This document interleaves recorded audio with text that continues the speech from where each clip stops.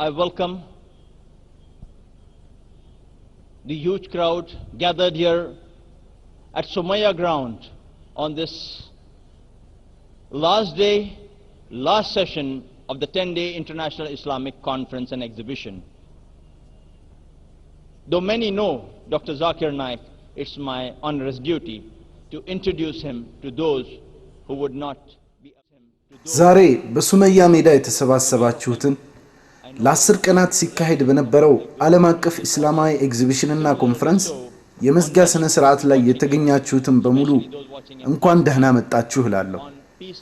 ምንም እንኳን አብዛኛዎቻችሁ ዶክተር ዛኪር ናይክን የምታውቋቸው ቢሆንም ካሁን ቀደም በትምህርታቸው ላይ ላልተካፈላችሁና በፒስ ቲቪ ቴሌቪዥን የሳተላይት ስርጭት ለመጀመሪያ ጊዜ ለምታያቸው ሰዎች ዶክተር ዛኪርን ለማስተዋወቅ እድሉን በማግኘቴ ከፍተኛ ደስታ ይሰማኛል።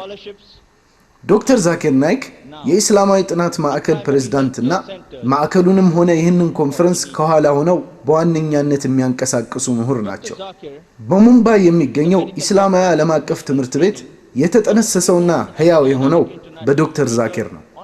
የተባበረው ኢስላማዊ እርዳታ ድርጅት ወይም ዩናይትድ ኢስላሚክ ኤድ የኢኮኖሚ አቅማቸው ደካማ የሆኑ ሙስሊም ወንድሞችና እህቶችን በዘካ አማካኝነት ለመርዳት የተቋቋመ ተቋም ሲሆን በዋነኛነት በትምህርት ላይ ትኩረቱን አድርጎ የሚንቀሳቀስ ድርጅት ነው። አሁን ወደ ጤና መስኩ እየገባና ለድሆች ህክምና መስጠትም እየጀመረ ነው።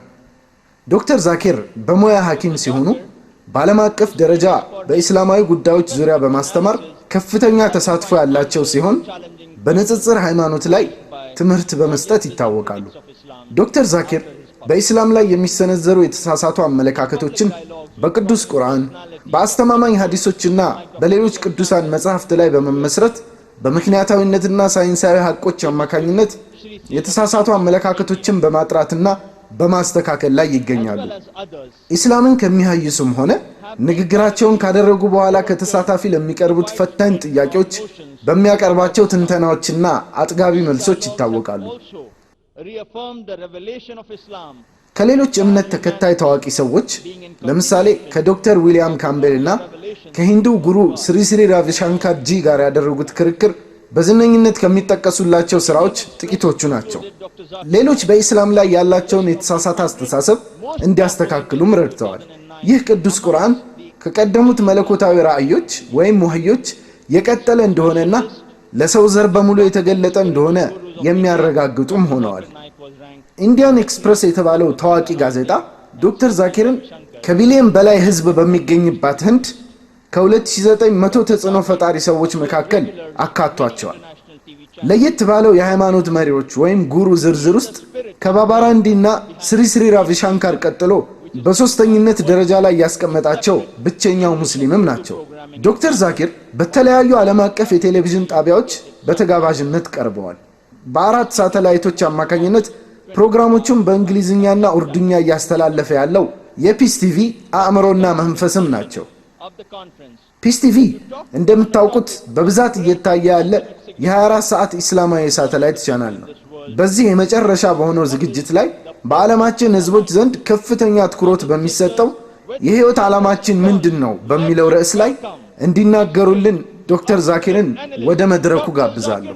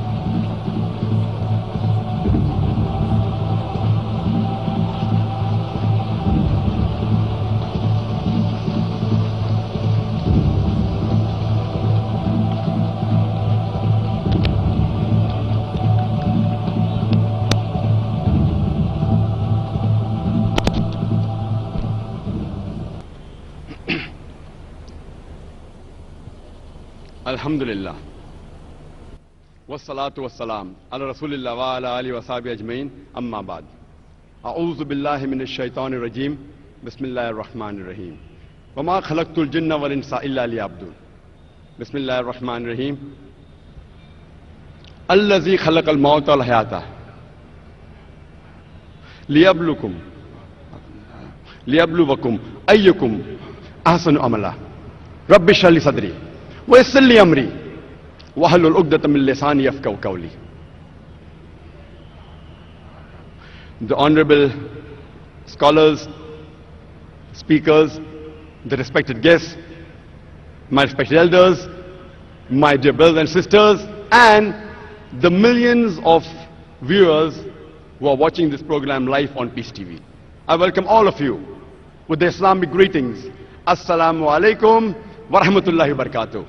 May peace, mercy and blessings of Allah subhanahu wa ta'ala, of Almighty God, be on all of you. The topic, የተከበራችሁ አሊሞች፣ መምህራኖች፣ እንግዶች፣ አባቶችና እናቶች እንዲሁም ወንድሞችና እህቶች በተጨማሪም በተለያዩ መገናኛ ብዙሃን ይህንን ፕሮግራም ለምትከታተሉ ሁላችሁንም በእስላማዊ ሰላምታ አሰላሙ አለይኩም ወራህመቱላሂ ወበረካቱሁ ላለው የአላህ ሱብሓነሁ ወተዓላ ሰላም እዝነት በእናንተ ላይ እንዲሆን እየተመኘሁ እንኳን ደህና መጣችሁ ላለው።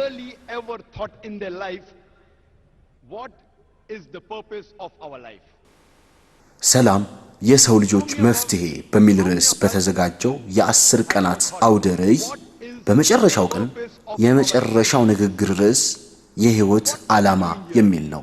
ምን ያህሎቻችን ነን በህይወት ዘመናችን በቁም ነገር የህይወታችን ዓላማ ምን እንደሆነ ጠይቀን የምናውቀው? ምን ያህሎቻችንስ ነን ስለተፈጠርንበት ዓላማ አስበን የምናውቅ? እዚህ ምድር ላይ ምን ልንተገብር መጣን? ለምንስ ጉዳይ በዚህች ምድር ላይ ተገኘን? እነዚህን ጥያቄዎች በማስተንተን እንጀምር። እዚህ የምትገኙትን ታዳሚዎች አንድ ጥያቄ ልጠይቅ። በህይወት ዘመናችሁ የህይወት ግቤ ምንድነው ብላችሁ የጠየቃችሁ እባካችሁ እጃችሁን አውጡ። ምን ያህሎቻችሁ ስለ ህይወት ግባችሁ እስካሁን እንደምታውቁ ማወቅ ስለምፈልግ ነው።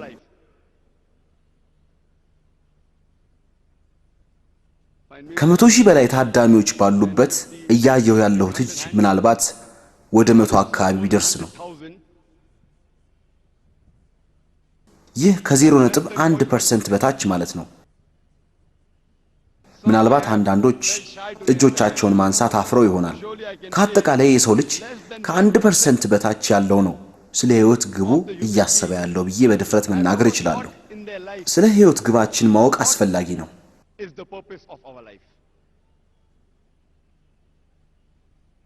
አንድ ታሪክ ላካፍላችሁ። አንድ ሰው ጉዞ ይጀምርና መንታ መንገድ ላይ ይደርሳል። በዚህ አካባቢ ሲያልፍ የነበረን አንድ ግለሰብ መንገዶቹ ወዴት ነው የሚወስዱት ብሎ ይጠይቀዋል። ግለሰቡም ወዴት ነው መሄድ ይፈልከው ብሎ ቢጠይቀው ሰውየው ወዴትም ይሁን ብቻ ብሎ ሲመልስለት ግለሰቡ እንግዲያውስ የትኛውንም መንገድ ብትጠቀም ለውጥ የለውም ብሎ ይመልስለታል። ይህ ሰው ምንም አይነት ዓላማ ስለሌለው ምንም ቢሰራ ምንም አይነት ለውጥ የለውም። ምክንያቱም እግሩ እንደመራው የሚሄድ ነው። አብዛኛዎቻችን ህይወታችንን እየመራን ያለነው በተመሳሳይ መልኩ ነው። አንድ ምሳሌ ላንሳ። ቤት ለመስራት የተነሳ አንድ ግንበኛ አለ እንበል። መሰረት ለመጣል መሬቱን እየቆፈረ ነው። ግንበኛው ባለ ስንት ፎቅ ቤት ነው ለመስራት ያሰብከው ብላችሁ ብትጠይቁት አላውቅም ቢላችሁ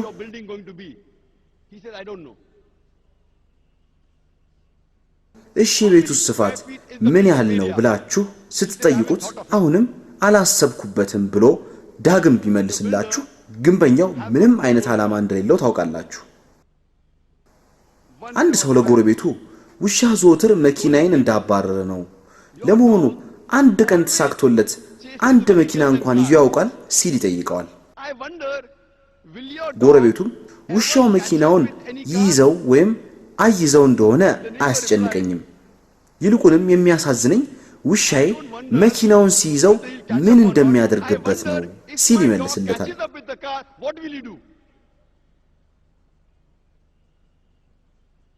ሰውየው እየጠየቀ ያለው ውሻው መኪና መያዙ ይሳካለት እንደሆነ ነው። የጎረቤቱ ግን ውሻው መኪናውን ቢይዘው ምን እንደሚያደርገው ነው የሚያሳስበው። ዓላማው ግቡ ምንድነው? የጎረቤቱ ሐሳብ ከጠያቂው በተሻለ ራቅ ያለ ነው። በሚያሳዝን አኳኋን አብዛኞቻችን ሕይወታችንን እየመራን ያለነው በተመሳሳይ ዘዬ ነው። ልክ እንደ ውሻው አንዳንድ ሰዎች ይመረቁና በተማሩበት ትምህርት ምን ሊሰሩበት እንደሚችሉ ሲጠየቁ ምንም የሚያውቁት ነገር የለም። መመረቅ ስለሚፈልጉ ብቻ ይመረቃሉ። ከተመረቃችሁ በኋላስ ተብለው ሲጠየቁ አላሰብኩበትም የሚል ምላሽ ይሰጣሉ። አብዛኞቻችን ሕይወታችንን እየመራን ያለነው እንደ መንገደኛው ወይንም መኪና እንደሚያባረው ውሻ ነው። ያለምንም አይነት ግብ ዝም ብለን እየኖርን ነው። አብዛኞቻችን ሌሎች የያዙትን ግብ ምንም ሳናጤን እንከተላለን።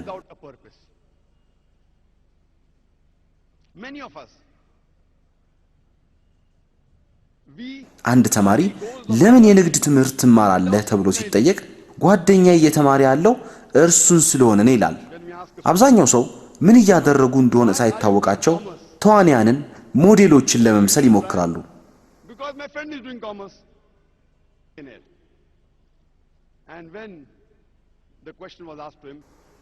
አንድ ጊዜ አንድ ሰው ከገጠር ወደ ከተማ ሚሊዮነር ለመሆን ይመጣል።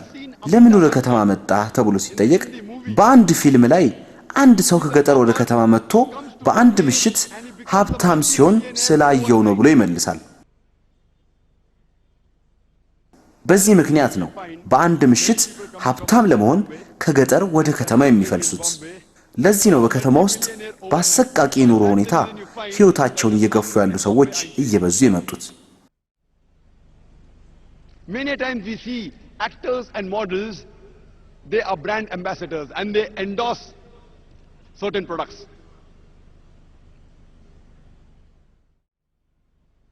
ብዙ ጊዜ ተዋናያና ሞዴሎች አንድን ዕቃ አስተዋዋቂ አምባሳደር ይሆናሉ። አንድ ሰው ሃዮንዳይ መኪና ይገዛል። ለምን ይህንን መኪና ገዛ ሲባል የምወደው ተዋናይ ሻሩክ ስለነዳው ነው ይላል። ሻሩክ ግን ከማስተዋወቂያ ውጪ ሃዮንዳይ መኪና እንዳለውና እንደሌለው አላውቅም። ምናልባት መርሴዲስ ወይንም BMW ይሆናል የሚያሽከረክረው። ሃዮንዳይ መንዳቱን ግን እጠራጠራለሁ። ሻሩክ ካን ታግየር የሚባል የእጅ ሰዓት ያስተዋውቃል። የታግየር ሰዓት አስተዋዋቂ አምባሳደር ነው። አብዛኞቹ የእሱ አድናቂዎች ይህንኑ ሰዓት ያስራሉ።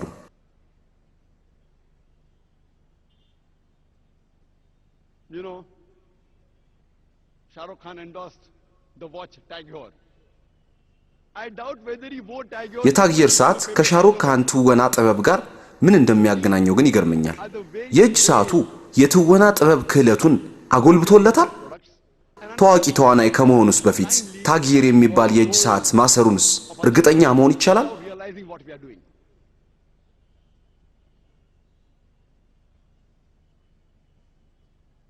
ድርጅቶች ዕቃዎቻቸው እንዲሸጡላቸው ከሚጠቀሙባቸው የሚዲያ ዘዴዎች መካከል ይህ አንደኛው ነው። ነገር ግን አብዛኞቻችን ምን እያደረግን እንኳን ሳይታወቀን የሌሎችን ግብ በጭፍን እንከተላለን።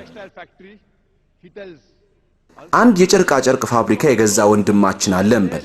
ለምን የጨርቃ ጨርቅ ፋብሪካ ገዛ ብለን ብንጠይቀው የጨርቃ ጨርቅ ሥራ እንደሚያዋጣ ስላወቅኩ ነው ብሎ ሊመልስልን ይችላል። የሚቀጥለውን ጥያቄ እንጠይቀው። የአዋጭነት ጥናት አድርገሃል? አላደረኩም ይላል። ድርጅትህን በዋነኝነት የሚያንቀሳቅሱልህ ሰዎች ብዛታቸውን ታውቃለህ? ምን ያህልስ ፐርሰንት ትርፍ አለህ? ጥሬ ዕቃዎችን ከየት እንደምትገዛ ታውቃለህ? ምርትህንስ የት ለመሸጥ አስበሃል ብላችሁ ብትጠይቁት አላውቅም፣ አላሰብኩበትም የሚል መልስ ቢሰጣችሁ ይህ ሰው በጨርቃ ጨርቅ ንግድ ውስጥ አትራፊ ይሆናል ብላችሁ ታስባላችሁ? In the textile industry. Imagine there's a person who has a goal. He wants to become the best scientist of the world. What does he do? He does a survey of all the scientists from the first human being, Adam, peace be upon him, till today. And after doing a survey, he comes to know the best scientist of human history was Isaac Newton. And his survey was correct. አንድ የዓለማችን ቁጥር 1 ሳይንቲስት ለመሆን ዓላማ ያለው ሰው አለን በል። ከርሱ ቀደም ከአደም ጀምሮ ያሉትን ሳይንቲስቶች ታሪካቸውን አጠናና አይዛክ ኒውተን እስካሁን ድረስ ካሉት ሳይንቲስቶች ምርጡ ነው ብሎ ቢደመድም ከዛ በኋላ እንደ ኒውተን ጸጉሩን ቢያስረዝም የኒውተንን አይነት ጫማ ቢጫማ ልብሱም ከኒውተን ጋር ቢመሳሰል የዓለማችን ምርጥ ሳይንቲስት የሚሆን ይመስላችኋል?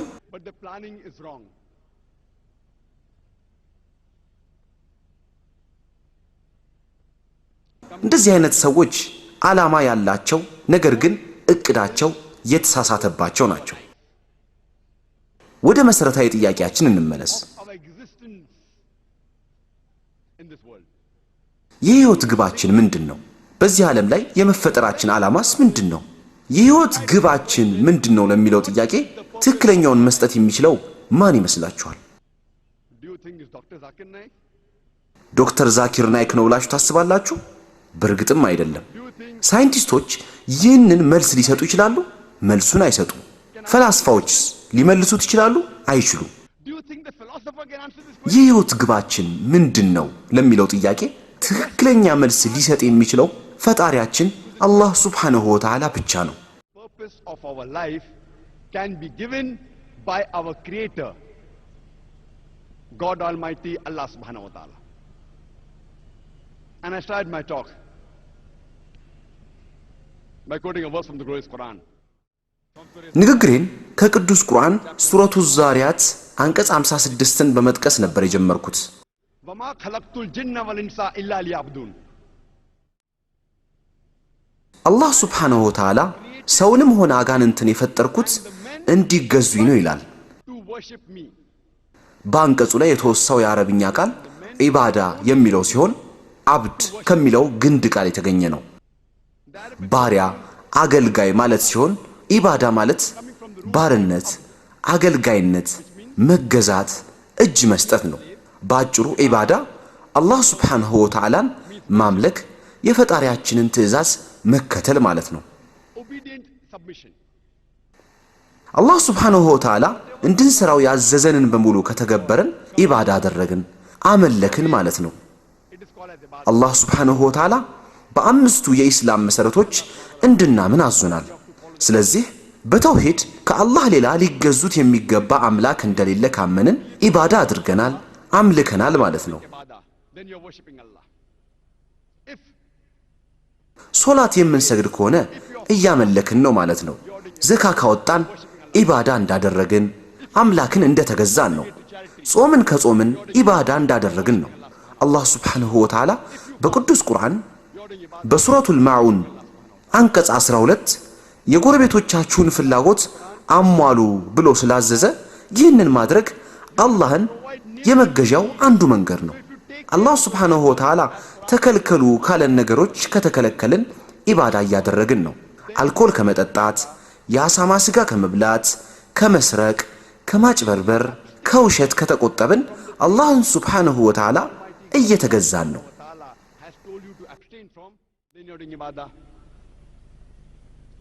If you abstain from having alcohol, you're doing ibadah. If you abstain from having pork, you're doing ibadah. You're worshipping Allah subhanahu wa ta'ala. If you abstain from stealing, cheating, telling lies, you're doing ibadah. በአጭሩ የአላህ ሱብሓነሁ ወተዓላ ትእዛዛትን ከተቀበልን ፈቃዳችንን ለእርሱ ፍቃድ ካስገዛን ኢባዳ እያደረግን አላህንም እየተገዛን ነው። የሰው ልጆች ሁለት ቅድመ ሁኔታዎችን ካሟሉ እያንዳንዱ ስራቸውን ወደ ኢባዳ መለወጥ ይችላሉ። የመጀመሪያው ስራው የአላህ ሱብሓነሁ ወተዓላን ደስታ ለማግኘት ብቻና ብቻ መሆን አለበት። ሁለተኛ ስራው መሰራት ያለበት የመጨረሻው ነብይ አለይሂ ሰላቱ ወሰላም በሰሩበት መንገድ ሱናቸውን መሰረት በማድረግ መሆን አለበት። ለእያንዳንዱ ስራችሁ እነዚህን ሁለት ቅድመ ሁኔታዎች ካካተታችሁ ስራችሁን ወደ ኢባዳ መለወጥ ትችላላችሁ።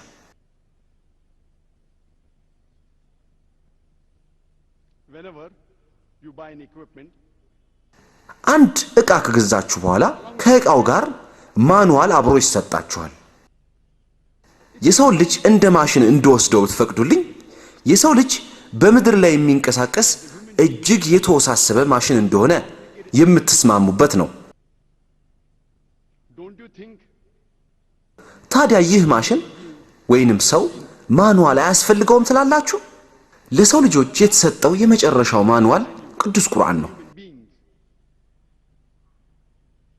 ቅዱስ ቁርአን ለመጨረሻው የአላህ መልእክተኛ የተሰጠ የመጨረሻ ራእይ ወይንም ወህይ ሲሆን የሰው ልጆችም የሚመሩበት የመጨረሻው መመሪያ ማኑዋል ነው። የሰው ልጅ ህይወቱን እንዴት መምራት እንዳለበት ያድርግና አታድርግ ዝርዝር መመሪያዎች የሚገኝበት ቅዱስ ቁርአን ነው።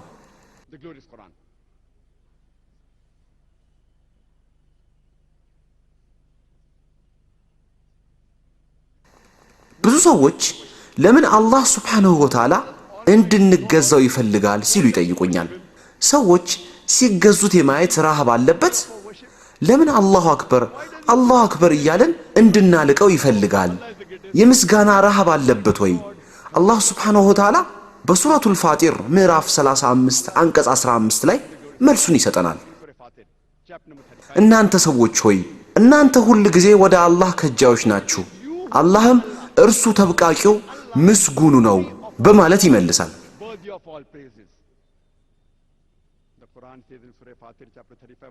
እናንተ ሰዎች ሆይ እናንተ ሁል ጊዜ ወደ አላህ ከጃዮች ናችሁ፣ አላህም እርሱ ተብቃቂው ምስጉኑ ነው። የመመለክ ረሃብ ስላለበት ሳይሆን አላህ ሱብሓነሁ ወተዓላ እንድንገዛውና እንድናመልከው የፈለገበት ምክንያት ለራሳችን ጥቅም ሲል ነው። አላሁ አክበር ስንል አላህን አናተልቀውም።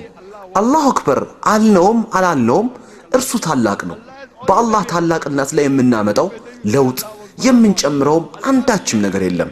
አላህ ሱብሓነሁ ወተዓላ እንድናመሰግነው እንድናልቀው የፈለገበት ምክንያት የሰዎችን ስነ ልቦና ስለሚያውቅ ነው።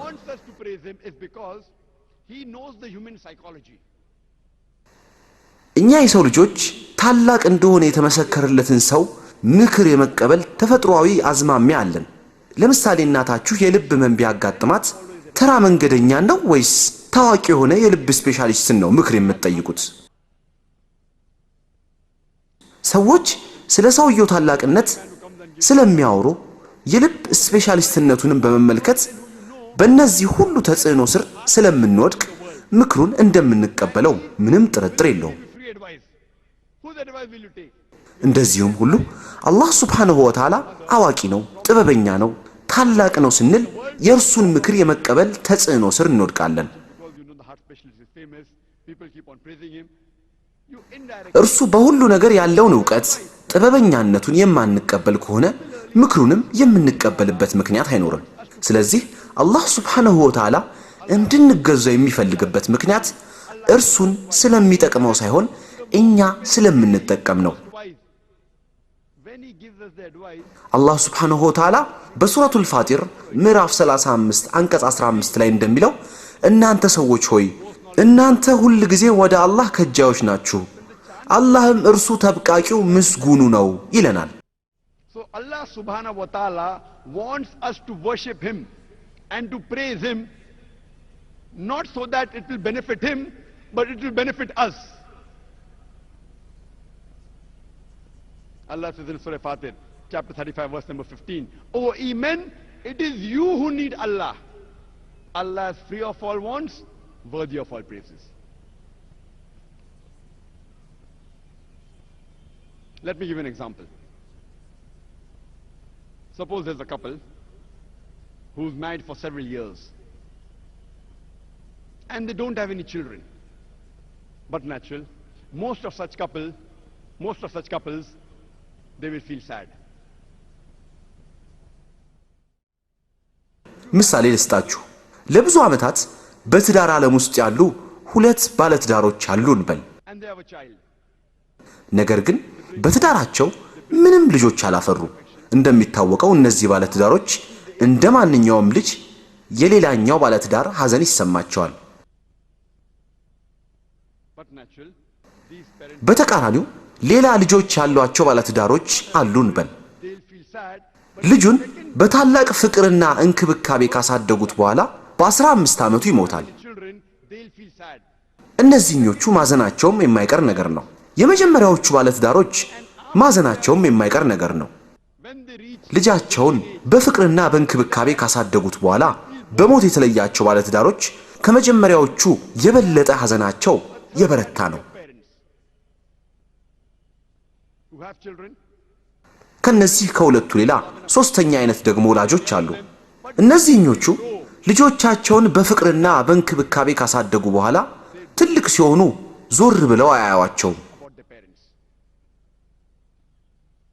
ወላጆቻቸውንም አይንከባከቧቸውም። እንደዚህ አይነት ልጆችን ምን ብላችሁ ትጠሯቸዋላችሁ? ያለምንም ጥርጥር እንስሶች ትሏቸዋላችሁ። ፍትህ አልባና ምስጋና ቢሶችም ልትሏቸው ትችላላችሁ። በዚህ ነጥብ ላይ ከተስማማን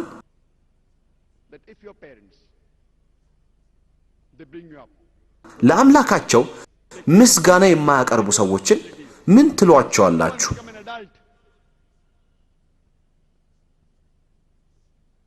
አላህ ሱብሓነሁ ወተዓላ እኛን ብቻ ሳይሆን ወላጆቻችንንም የፈጠረ ነው። አላህን ሱብሓነሁ ወተዓላ መመስገን የለበትም ትላላችሁ? ለእርሱ ታዛዦች መሆን የለብንም?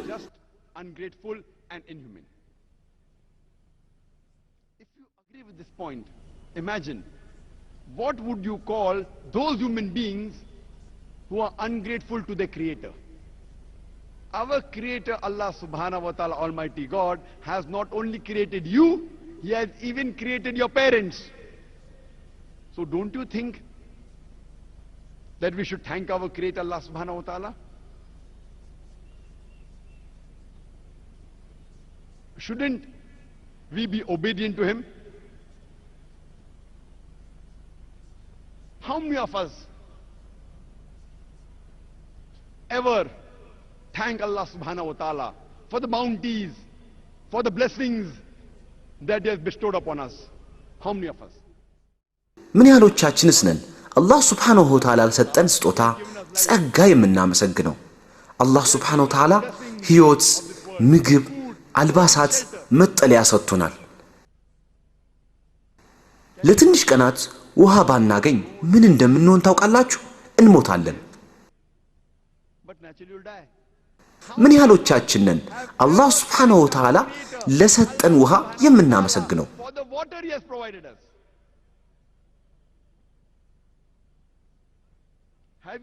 ስለምን ተነፍሰው አየር አስበን እናውቃለን? ይህንን አየር ለተወሰኑ ደቂቃዎች ባናገኝ ምን እንደምንሆን እናውቃለን? ምን ያህሎቻችንስ ነን አላህ ሱብሓነሁ ወተዓላን የምንተነፍሰውን አየር ለሰጠን የምናመሰግነው?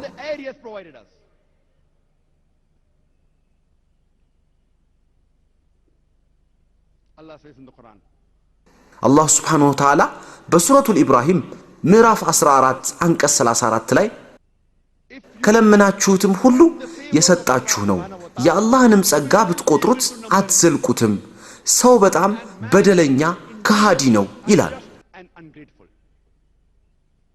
አላህ ሱብሓነሁ ወተዓላ ይህንን በብዙ ቦታዎች ላይ ደጋግመዋል።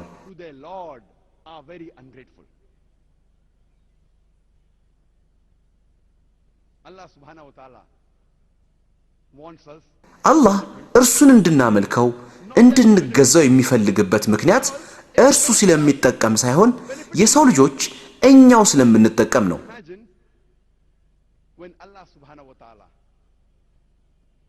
አላህ ሱብሓነሁ ወተዓላ ፍጥረቱ የእርሱን ትእዛዝ በመከተል ሲጠቀሙ ሲያይ ይደሰታል። ለምሳሌ ለድሃ ህመምተኞች በነፃ ሕክምና የሚሰጥ ዶክተር ቢኖር ህመምተኛው የዶክተሩን ምክር አልቀበልም ቢል ምን የሚሰማው ይመስላችኋል? የዶክተሩን ምክር ብትቀበሉ ባትቀበሉ ለዶክተሩ የሚጠቅመውም ሆነ የሚጎዳው ነገር የለም። ምክንያቱም ምክሩን እየሰጣችሁ ያለው በነፃ ነውና። ሆኖም ግን ምክሩን ተቀብላችሁ ጤነኛ ብትሆኑ፣ ምክሩን ተቀብላችሁ ስለተሻላችሁ ዶክተሩ ደስታ ይሰማዋል።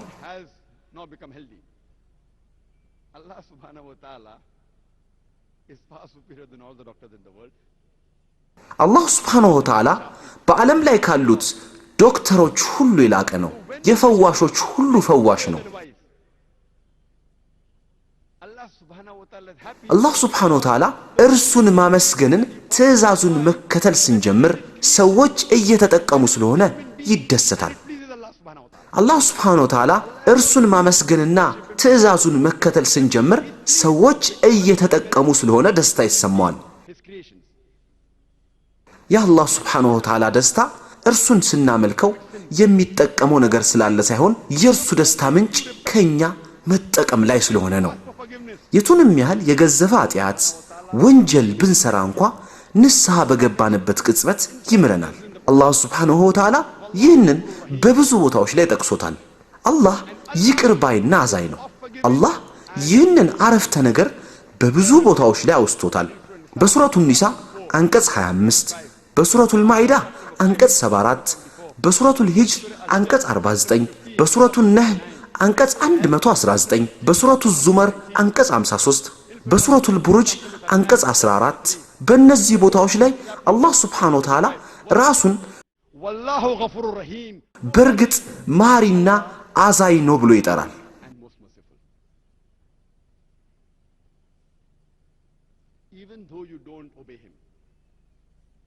ምንም እንኳ ባታመልኩት፣ ትእዛዙን ባትከተሉ፣ ኃጢአት ብትሰሩ ወዲያውኑ ይቅር በለኝ ካላችሁት ይቅር ይላችኋል። እርሱም በእናንተ ተውበት ደስተኛ ይሆናል። ኃጢአት ሰርተዋል፣ የኔ ፍጥሮች ናቸውና ይቅር እላቸዋለሁ።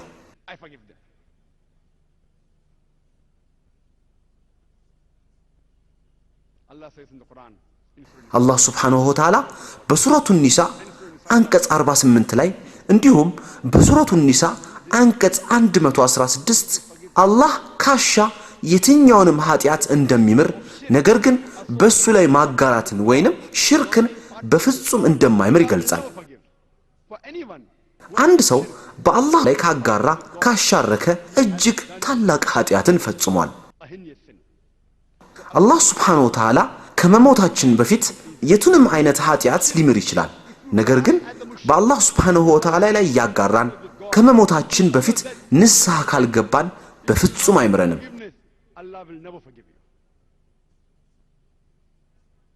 የሰው ልጆች መጠበቅ ካለባቸው ኃጢአቶች የመጀመሪያው በአላህ ሱብሓነሁ ወተዓላ ላይ ማጋራትን ነው። የአላህን ሱብሓነሁ ወተዓላ መብት ለሌሎች መስጠት። The human beings and the jinns are the only creation who have a free will of their own.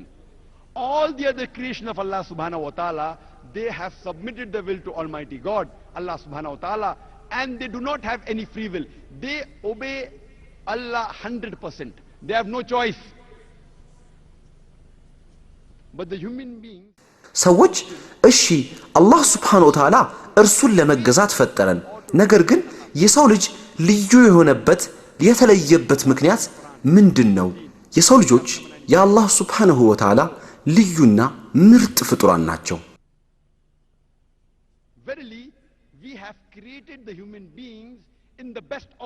የራሳቸው ፍቃድ ያላቸው ፍጡራን የሚባሉት የሰው ልጆችና አጋንንት ናቸው። ከነዚህ ሁለቱ ሌላ ያሉት ፍጡራን ሁሉም ራሳቸውን ለአላህ ሱብሓነሁ ወተዓላ ያስገዙ የእርሱን ትእዛዝ 100% ከመከተል ውጪ ምርጫ የሌላቸው ናቸው።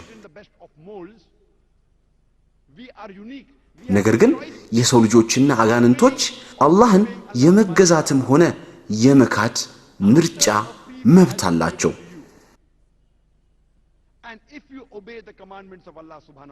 አላህ ሱብሓነሁ ወተዓላ በቁርአን በምዕራፍ 95 አንቀጽ 4 ላይ ሰውን በጣም ባማረ አቋም ላይ ፈጠርነው ይላል። የሰው ልጅ የአላህ ሱብሓነሁ ወተዓላ ምርጥ ፍጥረት ነው። በተስተካከለ አቋም ላይ ከመፈጠራችንም በላይ ፈጣሪያችንን የማምለክም ሆነ የመካድ መብት አለን።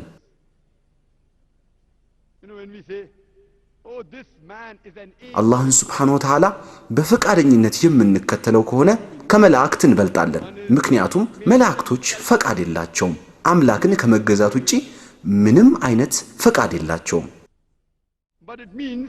that you are a human being after free will is given to you, but you are obeying the laws of God like an angel, so it makes you superior.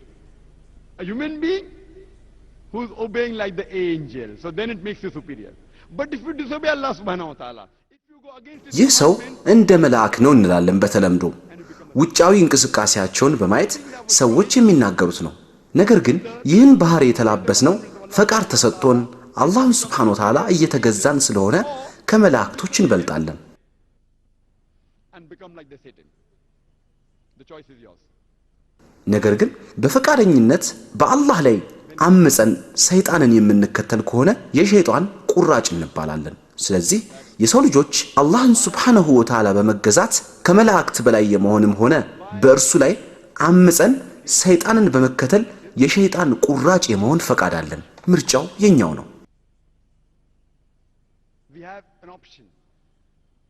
አላህ ሱብሓነሁ ወተዓላ ለምን እንዳላቀን ስንመለከት እኛ የእርሱ ምርጥ ፍጡሮች ስለሆንን ነው።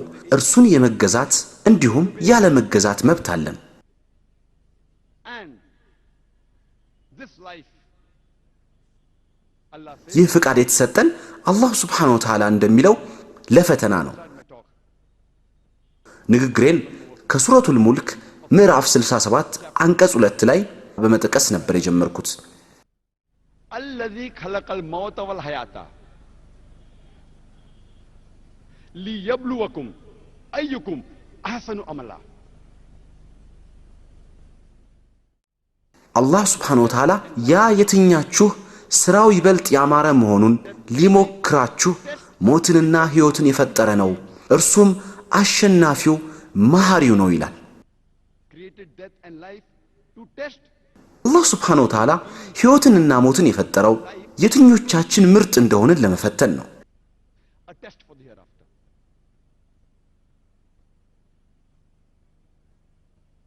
Allah says, ስለዚህ የዚህች ምድር ሕይወት ለመጪው ዓለም ፈተና ነች። አላህ ሱብሓነሁ ወተዓላ በሱረቱል አሊ ኢምራን አንቀጽ 185 ነፍስ ሁሉ ሞትን ቀማሽ ናት፣ ምንዳዎቻችሁንም የምትሞሉት በትንሣኤ ቀን ብቻ ነው። and whosoever ከእሳትም የተራቀና ገነትን የተገባ ሰው በእርግጥ ምኞቱን አገኘ፣ ቅርቢቱም ሕይወት የመታለያ መሳሪያ እንጂ ሌላ አይደለችም ይላል። For verily, this life is goods of chattels and deception. አላህ ሱብሓነሁ ወተዓላ በሱረቱል በቀራ አንቀጽ 155 ላይም ከፍርሃትና ከረሃብም በጥቂት ነገር ከገንዘቦችና ከነፍሶችም ከፍራፍሬዎችም በመቀነስ በእርግጥ እንሞክራቸዋለን፣ ታጋሾችንም በገነት አብስር ይላል። Loss in goods or lives. አላህ ሱብሓነሁ ወተዓላ የዚህችን ዓለም ሕይወት የፈጠረው ለፈተና ነው።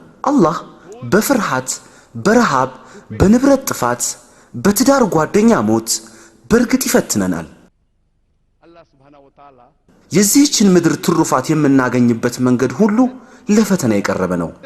አላህ ሱብሓነሁ ወተዓላ በሱረቱል አንዓም አንቀጽ 165 ላይ እርሱም ያ በምድር ምትኮች ያደረጋችሁ በሰጣችሁም ጸጋ ሊፈትናችሁ ከፊላችሁን ከከፊሉ በላይ በደረጃዎች ከፍ ያደረገ ነው። ጌታ ቅጣቱ ፈጣን ነው፣ እርሱም እጅግ መሐሪ ሩህሩህ ነው ይላል። Quran in Surah Anam chapter number 6 verse number 71. አላህ ከሌሎች ሰዎች በተሻለ ጸጋውን ከሰጣችሁ የበላይ ካደረጋችሁ እየፈተናችሁ ነውና ነቅታችሁ ተዘጋጁ። Human beings as compared to others. አላህ ሱብሓነሁ ወተዓላ በቅዱስ ቁርአን በሱረቱል አንፋል አንቀጽ 28 ገንዘቦቻችሁና ልጆቻችሁም ፈተና ብቻ መሆናቸውንና አላህም እርሱ ዘንድ ታላቅ ምንዳ ያለው መሆኑን እወቁ ይላል። በሱረቱል ሙናፊቁን ምዕራፍ 63 አንቀጽ 9 ላይ እናንተ ያምናችሁ ሆይ ገንዘቦቻችሁና ልጆቻችሁ አላህን ከማስታወስ አያታሏችሁ፣ ይህንን የሚሰሩ ሰዎች እነዚያ እነሱ ከከሳሪዎች ናቸው ይላል። In the Quran in Surah Anfal chapter number 8 verse number 28 that your wealth and your children, they are a test for you. The wealth that Almighty God has given you, the children that Almighty God has given you, they are a test for you. Allah says in Surah Munafiqun chapter number 63 verse number 9 በሱረቱል አንከቡት ምዕራፍ 29 አንቀጽ 2 ሰዎቹ አምነናል በማለታቸው ብቻ እነሱ ሳይፈተኑ የሚተው መሆናቸውን ጠረጠሩን እያለ ቁርአኑ ጥያቄ ያቀርባል። እኔ ሙስሊም ነኝ፣ እኔ ሙእሚን ነኝ ስላላችሁ ብቻ የማትፈተኑ ይመስላችኋል? ፈተናውን ተፈትናችሁ ካለፋችሁ ብቻ ነው ጀነት የምትገቡት። እኔ ሙስሊም ነኝ፣ ሙሐመድ ነኝ፣ ዛኪር ነኝ፣ አብዱላህ ነኝ፣ ፋጢማ ነኝ ማለታችሁ ጀነት አያስገባችሁም። አላህ ሱብሓነሁ ወተዓላ በርግጥም ይፈትናችኋል። በፈተናው ካለፋችሁ ኢንሻአላህ ጀነት ትገባላችሁ። አንድ ሰው ማሟላት ያለበት ቅድመ ሁኔታዎች አሉ። እነሱ ምንድናቸው? የዚህን ጥያቄ መልስ በሱረቱል አስር ምዕራፍ 103 ከአንቀጽ 1 እስከ 3 እናገኘዋለን። ኢነል ኢንሳነ ለፊ ኹስር ኢላ ለዚነ አመኑ ወአሚሉ ሷሊሃቲ ወተዋሰው ቢልሐቅ ወተዋሰው ቢሰብር። በጊዜያቱ ምላለሁ ሰው ሁሉ በርግጥ በኪሳራ ውስጥ ነው፣ እነዚያ ያመኑትና መልካሞችን የሰሩት፣ በእውነትም አደራ የተባሉት፣ በመታገስም አደራ የተባባሉት ብቻ ሲቀሩ ይላል።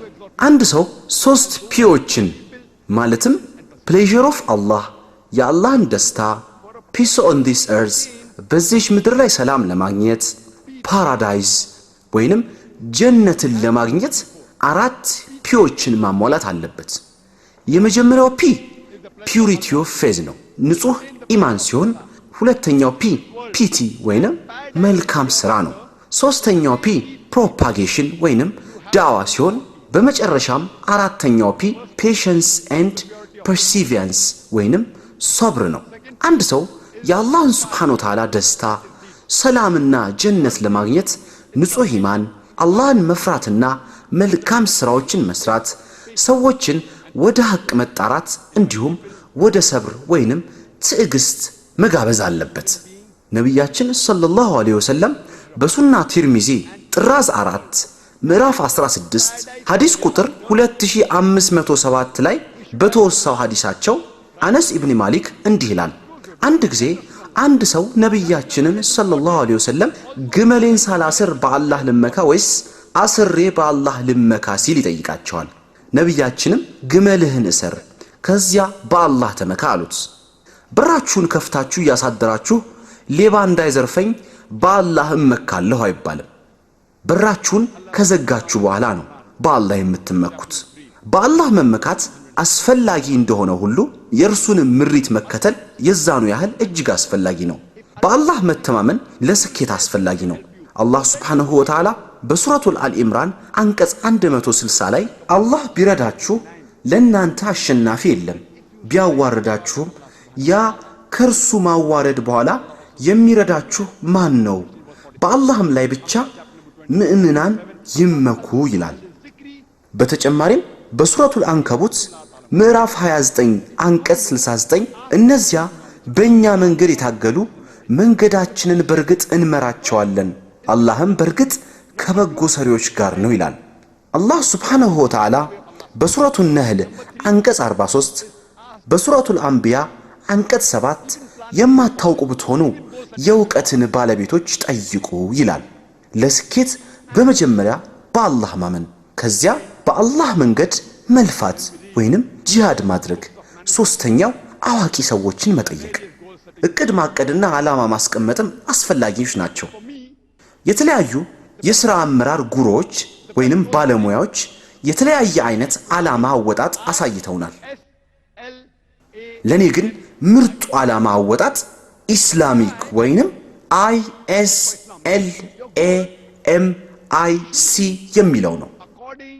አይ ወይንም ኢስላሚክ በአላህ ሱብሓነሁ ወተዓላና በነቢዩ መሐመድ አስተምህሮ ላይ መመስረት አለበት። ዓላማችሁ ከቅዱስ ቁርአንና ከሱና ጋር መዛመድ አለበት። የመጀመሪያው ኢስላሚክ ወይንም ኢስላማዊ መሆን አለበት።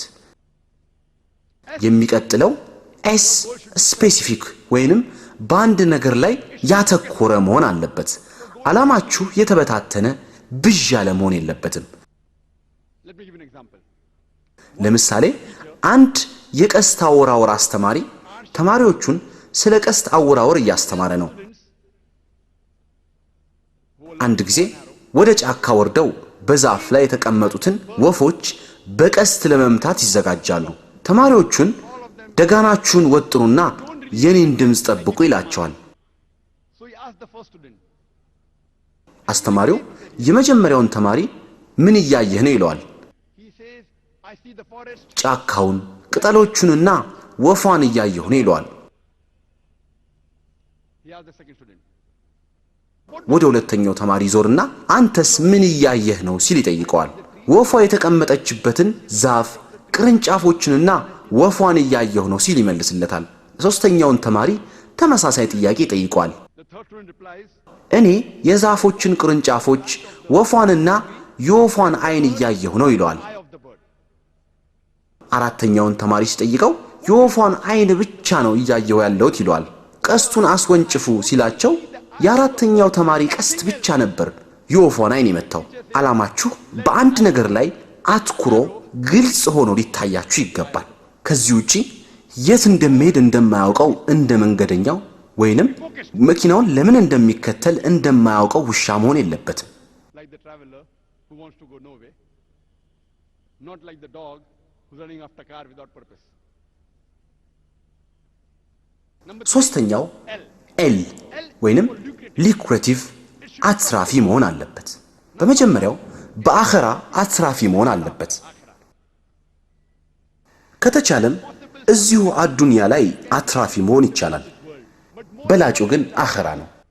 Allah says in the በቅዱስ ቁርአን በሱረቱል በቀራ አንቀጽ 201 ربنا آتنا في الدنيا حسنة وفي الآخرة حسنة وقنا عذاب النار. ጌታችን ሆይ በምድር ዓለም ደግን ነገር ወይንም ጸጋን በመጨረሻይቱም ሀገር ደግን ነገር ጀነትን ስጠን ይላል። It should be profitable. Number በአኸራም በዚህም አትራፊ መሆን አለበት። ነገር ግን የአኸራው በላጭ ነው። የዚህን ምድር ትርፍ ለማትረፍ ስትሯሯጡ አኸራችሁን እንዳታጡ። let not your profit of this world take you away from the profit of the hereafter. አራተኛው ኤ It should be apt. አፕት ኤንድ አፕሮፕሬት ተስማሚ መሆን አለበት። Your goal should be apt and appropriate. ሌላኛው ኤም ወይንም ሜዠረብል የሚለካ መሆን አለበት። ዓላማችሁ የሚለካ እንዲሆን በመጀመሪያ ውስን መሆን አለበት። To be measurable, first ለምሳሌ አንድ ህንፃ አናጺ የዓለማችን ረጅሙን ህንፃ ማነጽ እፈልጋለሁ ይላል። ዓላማው ውስን ነው።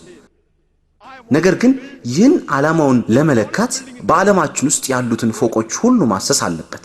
ረጅሙ ፎቅ ዱባይ ውስጥ የሚገኘው ቡርጃ ዱባይ መሆኑን አወቀ። ከ600 እስከ 700 ሜትር ይረዝማል። ስለዚህ ዓላማው ከ700 ሜትር በላይ የሚረዝም ህንፃ መስራት ነው። በመሆኑም ዓላማው ውስን በተጨማሪም የሚለካ ሆነ ማለት ነው። የሚለካ ከሆነ ለቁጥጥር ይመቻል። ከዓላማችሁ ምን ያህሉን እንዳሳካችሁ ወደ ዓላማችሁ በምን ያህል እንደቀረባችሁ ማወቅ ትችላላችሁ። reaching, how much are you coming closer to your goal? I ቀጣዩ አይ ወይንም ኢንቴንሽን ንያ ማለት ነው። ነቢያችን ሰለላሁ ዐለይሂ ወሰለም በሰሂህ ቡኻሪ ቅጽ 1 ምዕራፍ 1 በኢማን መጽሐፍ ውስጥ በሰፈረው የመጀመሪያው ሐዲስ ላይ ስራችሁ በንያችሁ ይገመገማል ብለዋል። your deed will be judged on your intentions and you will be rewarded for your intentions. Your intention should be to please Allah and His Rasul Muhammad sallallahu alaihi wasallam. Your intention should not be to become famous, to become popular. If that's your intention, then your goal is not correct. If your intention is to please Allah, your creator and His messenger, surely you will be rewarded in the hereafter. and በንያችሁ Allah ትመነዳላችሁ። will reward you ንያችሁ አላህንና ረሱልን ሰለላሁ ዐለይሂ ወሰለም ማስደሰት መሆን አለበት። ንያችሁ ታዋቂ ለመሆን ከሆነ ዓላማችሁ ትክክል አይደለም ማለት ነው።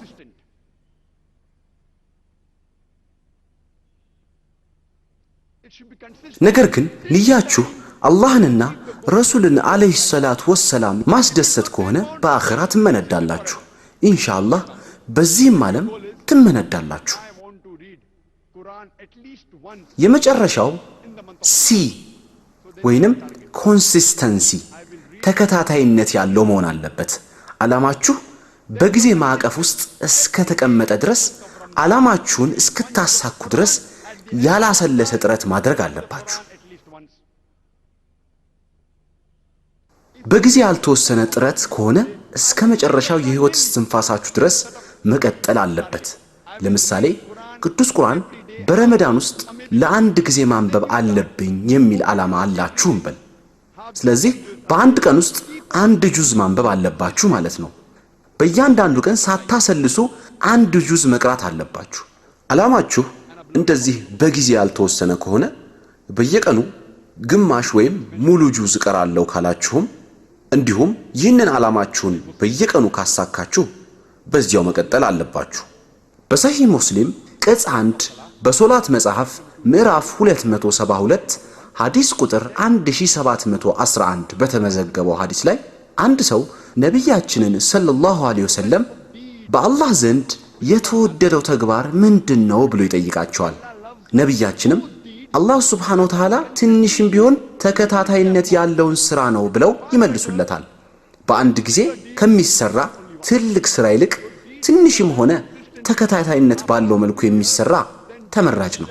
ስለዚህ ዓላማ ስናወጣ ዓላማችን ኢስላሚክ ወይንም አይ ኢስላማዊ፣ ኤስ ውሱን፣ ኤል አትራፊ፣ ኤ ተገቢነት፣ ኤም የሚለካ፣ አይ ንያው አላህንና ረሱልን በማስደሰት፣ የመጨረሻው ሲ ተከታታይነት ያለው መሆን አለበት። ምሳሌ ልስጣችሁ። አንዳንዶቻችን የዊልማ ሩዶልፍን ታሪክ ሰምተን ይሆናል። ዊልማ ሩዶልፍ ከውልደቷ ጀምሮ በፖሊዮ የተጠቃች ነበረች።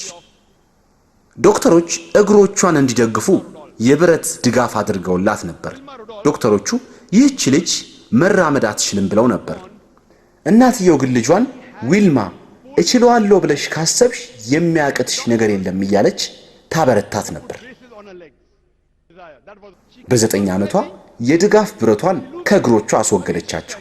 በምድራችን ላይ ካሉ ፈጣን ሴቶች የበላይ ፈጣን መሆን ፈለገች። በ13 ዓመቷ ለመጀመሪያ ጊዜ በሩጫ ውድድር ተሳተፈች። ተሸነፈች። ደረጃዋ መጨረሻ ነበር። ነገር ግን ተስፋ አልቆረጠችም። ትሸነፋለች፣ መልሳ ትታገላለች። ትሸነፋለች፣ መልሳ ትታገላለች። አንድ ቀን ታዲያ ለኦሎምፒክ ውድድር ታልፋለች። እየነገርኳችሁ ያለው እውነተኛ ታሪክ ነው እንጂ የህልም ዓለም ተረት አይደለም። ለ1960 የኦሎምፒክ ውድድር በ100 ሜትር ስትሳተፍ አንደኛ ነበር የወጣችሁ። በዚህ ሳታበቃ በ200 ሜትር ሩጫ አሸነፈች። በሁለቱም የወርቅ ሜዳሊያ ተሸለመች። በ400 የዱላ ቅብብሎሽም የወርቅ ሜዳሊያ አግኝታ ነበር።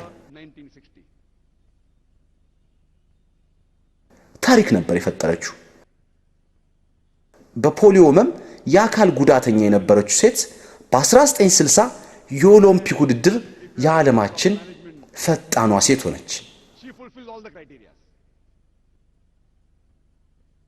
የሥራ አመራር ጉሮዎች ወይንም ባለሙያዎች መጽሐፍ አንብባችሁ ከሆነ የዊልማን ዓላማ ሲገመግሙ ሁሉንም መስፈርቶች እንዳሟላች ይገልጹላታል። ነገር ግን በኢስላሚክ የዓላማ መስፈርት መሰረት አሟልታ እንደሆነ እንይ። ኢስላማዊ ነው። የግል ሕይወቷን አላውቅም። ሙስሊም እንደነበረች አውቃለሁ። ለፈጣሪዋ ምን እንዳደረገች የማውቀው ነገር የለም። I don't know whether she did for the creator or not. Number 2, was the goal specific? Yes, it was specific. She wanted to be the fastest woman on the face of the earth. ሁለተኛ ዓላማ ውስን ነበር። አዎ ውስን ነበር። ዓላማዋ የዓለማችን ፈጣኗ ሴት መሆን ነበር። አትራፊስ ነበር? አዎ በዚህ ምድር ላይ አትራፊ ነበረች። ዕውቅናና ክብር አግኝታለች። በአኸራስ አላህ ይወቀው።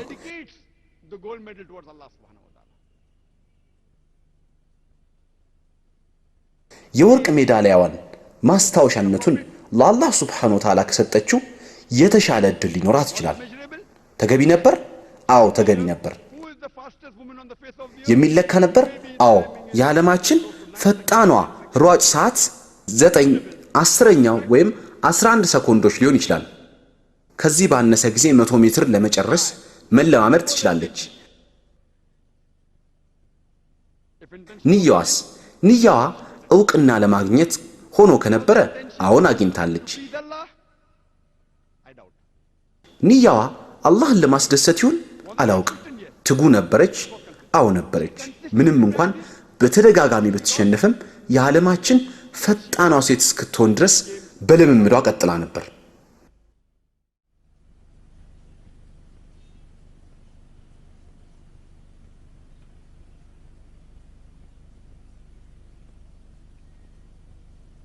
Let me give you another example to compare and show the difference between ghusl. የዓላማ አወጣጥን በተመለከተ ለማመሳከር እንዲያመቻችሁ ሌላ ምሳሌ ልስጣችሁ። እጅግ አናሳ በሆኑ ስልቶች በሙያው ታላቅ የሆነ ደረጃ ላይ ስለደረሰ ሰው ነው የምነግራችሁ። ይህ ሰው የኔን ህይወት ለውጧል። ከአካላዊ ሐኪምነት ወደ ነፍስ ሐኪምነት የለወጠኝ ሰው ነው። ይህ የኔ የለውጥ ምንጭ የሆነው ግለሰብ ከሼህ አህመድ ዲዳት ውጪ ማንም አይደለም። And I'm sure you know the name of that man. He's none other than Sheikh Ahmed Didat.